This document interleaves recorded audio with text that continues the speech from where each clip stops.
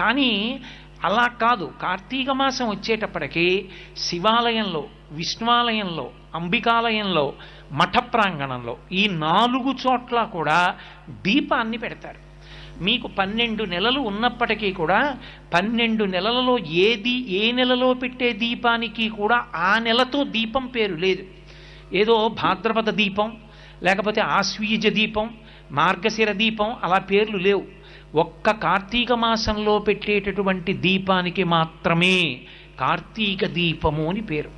ఏమి ఆ నెలలో పెట్టిన దీపానికి అంత పేరు ఎందుకు రావాలి? ఆ ఒక్క నెలలోనే దీపానికి అంత ప్రాముఖ్యత ఎక్కడుంది? యథార్థానికి పూజలో ప్రారంభంలో ఒక అంగంగా మనం దీపం వెలిగిస్తాం.